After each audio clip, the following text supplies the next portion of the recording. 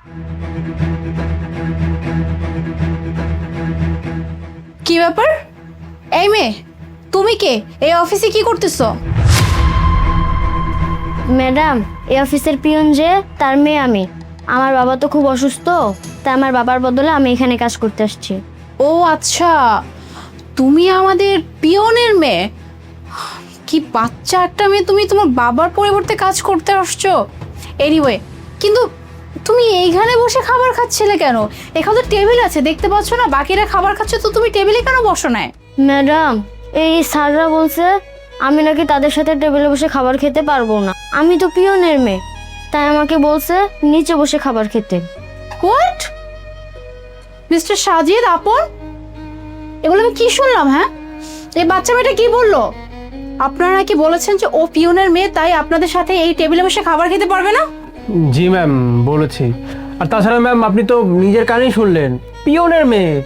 ওর কি কোনো যোগ্যতা আছে আমাদের মতো অফিসারদের সাথে একই টেবিলে বসে খাবার খাওয়ার?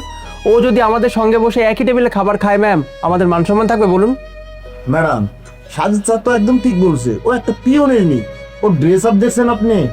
ও যদি আমাদের সঙ্গে বসে একই টেবিলে খায়, আমাদের ভাত তো গলা দিয়ে নামবে না।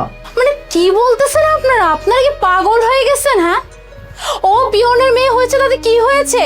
ও কি কোনো অন্যায় করে ফেলছে নাকি? হ্যাঁ, মানে আপনারা এখানে বসে খাবার খাচ্ছেন আর বাচ্চা একটা মেয়েকে বললেন যে নিচে বসে খাবার খেতে।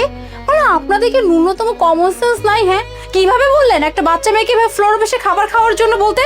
ম্যাম, আমাদেরকে খাবার দেওয়া এদের কাজ। এদের কাজ যদি এরা ঠিকঠাক মতো না করে, তাহলে এদেরকে স্যালারি কেন দেওয়া হবে বলেন?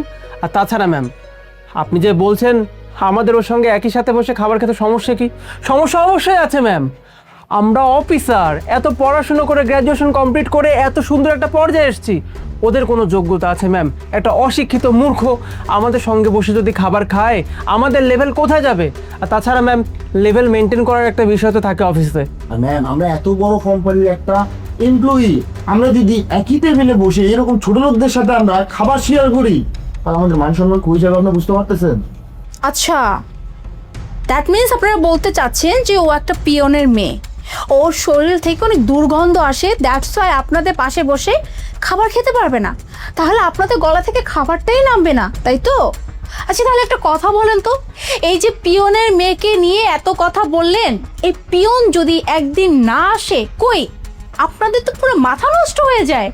আপনারা টাইম মতো চা পান না, কফি পান না, লাঞ্চ পান না, কিছুই পান না তখন। আর এই যে খাবার যে খান, কফিটা তো পিয়নই বানিয়ে দেয়, চা তো পিয়নই বানিয়ে দেয়।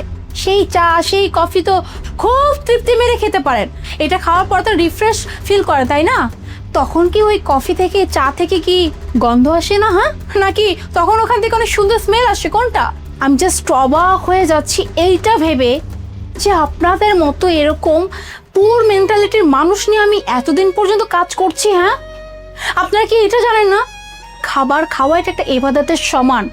আর ইবাদতে না কখনো কোনো ভেদাভেদ হয় না। কে ধনী, কে বড় লোক, কে বড় অফিসার, কে পিয়ন, এসবে কোনো ভেদাভেদ হয় না। এটা লাঞ্চ টাইম, লাঞ্চ টাইমে অফিসে সবাই বসে খাবার খাবে, এটাই নিয়ম। আর লাঞ্চ রুমে সবাই আসবে, এটাই আমি নিয়ম করছি, তাই না? এখানে কিন্তু আমি এই রেস্ট্রিক্টেড করে দেই নাই যেখানে শুধুমাত্র অফিসের যারা উচ্চ পদস্থ কর্মচারী শুধুমাত্র তারাই এখানে খাবার খেতে পারবে, বাকিরা না। আমার রুলসের ভিতর এইটা সুন্দর মতো আছে যে এই লাঞ্চ রুমে অফিসের সবাই এসে যার যার সবাই খাবার খেয়ে যাবে। তাহলে আপনারা যদি খাবার খেতে পারেন, তাহলে এই বাচ্চা মেয়েটা এতটা কি অপরাধ করে ফেলছে? হ্যাঁ, আর আমি একটা জিনিস বুঝলাম না, আপনারা তো যথেষ্ট ম্যাচিওর, তাই না? আপনারা এইরকম একটা ভুল কিভাবে করলেন? মানে ও সামান্য পিয়নের মেয়ে, তাই আপনারা ওকে ফ্লোরে বসে খাবার খেতে বললেন। একটাবার চিন্তা করুন তো, এই বাচ্চা মেয়েটা আপনাদেরকে কি ভেবেছে? হ্যাঁ, আপনাদের থেকে কি শিক্ষা পেল? একটা কথা কি জানেন? হ্যাঁ, মানুষ না ওই যে স্বশিক্ষা শিক্ষিত হলেই না শিক্ষিত হয় না। শিক্ষা থাকে কিছু জানেন? ব্যবহারে, আদব কায়দায়, যেটা কিনা আপনাদের নাই। আর তার থেকেও বড় কথা কি জানেন? এই বাচ্চা মেয়েটা আজকে এই অফিসে প্রথম আসছে, ওর বাবা অসুস্থ তাই এখানে আসছে। আপনাদের তো উচিত ছিল এই বাচ্চা মেয়েটা দেখাশোনা করার। যত যাই হোক, ও যতই পিয়নের মেয়ে হোক না কেন, আফটার অল ও তো একটা বাচ্চা মেয়ে, তাই না? বাট আপনারা কি করলেন? এই বাচ্চা মেয়েটাকে আপনারা এখানে সুন্দর মতো টেবিলে বসে আরাম করে খাচ্ছেন, আর এই বাচ্চা মেয়েটাকে ফ্লোরে বসে খাবার খাওয়াচ্ছেন। ছি, আপনাদের মেন্টালিটি দেখে আমি জাস্ট অবাক হয়ে গেলাম জানেন। একটা কথা বলি মাথায় রাখবেন, এই অফিসে আপনারা কাজ করেন যে যে পদেই আছেন না কেন, সবাই কিন্তু আপনারা একে অপরের কলিগ। তাই বলে যে পিয়নকে আপনারা সম্মান দিবেন না, দারোয়ানকে আপনারা সম্মান দিবেন, এইটা কিন্তু না। তারা আছে বলেই কিন্তু আপনারা এতটা ভালোভাবে কাজ করতে পারেন। ম্যাম সরি, আসলে আমার উচিত হয়নি ওকে এখানে বসতে মানা করার। আমার বোঝা দরকার ছিল যে ও তো একটা বাচ্চা মানুষ, আর ও তো খাবারই খাবে একসঙ্গে বসে। খাবার খাওয়া তো একটা ইবাদত। আসলে এত শিক্ষিত হয়ে ম্যাম আমরা যে কিভাবে এমন একটা অশিক্ষিতের মতো কাজ করলাম। Ma'am sorry. মা তুমি কিছু মনে করো না, আসলে আমরা তোমার থেকে বয়সে বড়, আমাদের উচিত ছিল তোমাকে আদর করে বোঝানো, আমাদের পাশে বসে খেতে দেওয়া, আমরা সেটা করি নাই। তুমি আমাদেরকে মাফ করে দাও প্লিজ। ম্যাডাম আমাদের আসলে ভুল হয়েছে। ওর বাবা হোক না পিয়ন, আমরা হয়তো বা ওনার থেকে উচ্চ লেভেলে চাকরি করি, কিন্তু সেও তো মানুষ, আমরাও মানুষ। দিন শেষে কিন্তু আমরা কলিগ।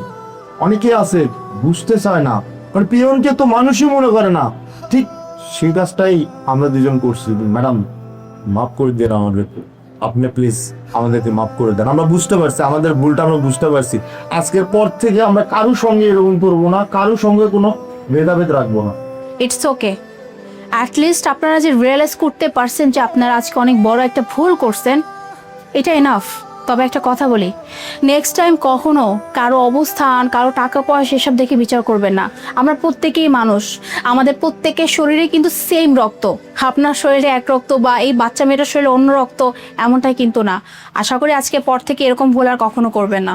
মা তুমি এখনো ঘরে দাঁড়িয়ে কেন? তুমি আমাদের সঙ্গে একই টেবিলে খাবার খাবা। এই একটা চেয়ার দাও তো এখানে। যাও মামনি, তুমি টেবিলে বসে খাবারটা খেয়ে নাও।